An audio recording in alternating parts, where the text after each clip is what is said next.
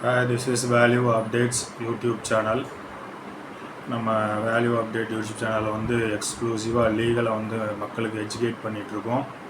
நம்மளுடைய சேனலை வந்து சப்ஸ்கிரைப் பண்ணுங்கள் மற்றும் வந்து பெல் பட்டனை வந்து ப்ரெஸ் பண்ணுங்கள். ரொம்ப முக்கியமானது, உடனுக்குடன் சட்டம் நீங்கள் வந்து தெரிந்து கொள்வதற்கு.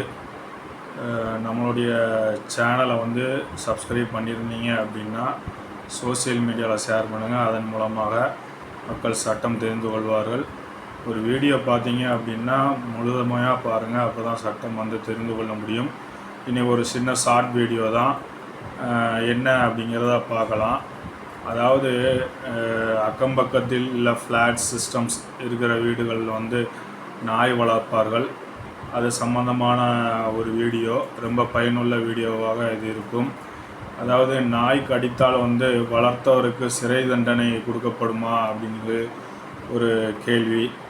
அது வந்து மும்பையில் வந்து ஒரு வழக்கு நடந்தது. அது சம்மந்தமாக நம்ம பார்க்க போகிறோம். அதாவது ரொம்ப சுருக்கமான ஷார்ட் நோட்ஸாக தான் நம்ம பார்க்குறோம் இந்த காணொளி. அதாவது என்ன அப்படின்னு பார்த்தீங்கன்னா, இதுக்கு உண்டான பதில் என்ன அப்படின்னு பார்த்தீங்கன்னா, செல்லப்பிராணி வந்து நாய், அதாவது செல்லப்பிராணியாக நாயை வளர்க்கிறார்கள். அது வந்து பக்கத்து வீட்டுக்காரரை வந்து கடித்தால் வந்து உரிமையாளருக்கு வந்து ஐபிசி இந்தியன் பீனல் கோடு பிரிவுகள் 324 தானாக முன்வந்து காயப்படுத்துதலால் ஏற்படுகிறது அப்படின்னு ஒரு பிரிவில் வந்து வழக்கு பதிவு செய்யலாம். இந்த பிரிவின் கீழ் வந்து 4 மாதம் வந்து கடுங்காவல் சிறை தண்டனையும் 3000 அபராதமும் வந்து விதிக்கப்படுகிறது அந்த உரிமையாளருக்கு. அந்த உரிமையாளர் வந்து நாய் வளர்க்கிறார், யாரையாவது ஒருத்தர் கடித்து விட்டால் இந்த பிரிவின் கீழ் வந்து எஃப்ஐஆர் போட்டு வழக்கு பதிவு செய்து அவருக்கு தண்டனை கிடைக்கும். அப்புறம் பார்த்திங்கன்னா 288 ஐபிசி விலங்குகள் தொடர்பாக வந்து அலட்சியமாக நடந்து கொள்வது அப்படிங்கிற பிரிவில் வந்து இதன் கீழ் வந்து 3 மாத கடுங்காவல் சிறை தண்டனையும் 1000 ரூபாய் அபராதமும் விதிக்கப்படுகிறது அப்படிங்கிறத வந்து தெரிவித்துக்கொள்கிறோம்.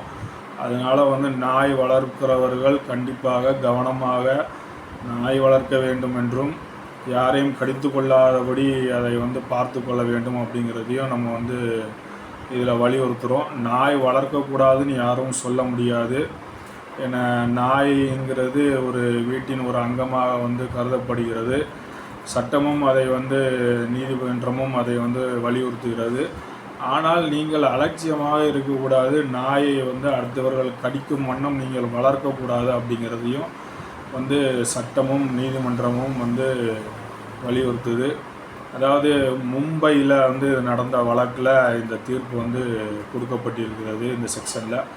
அதாவது என்னென்னா, Mumbai man sentence to 4 months in prison after is pet dog bites a neighbours அப்படிங்கிறது தான் வந்து ஒரு கருவாக நம்ம வந்து இதில் கருதப்படுகிறோம்.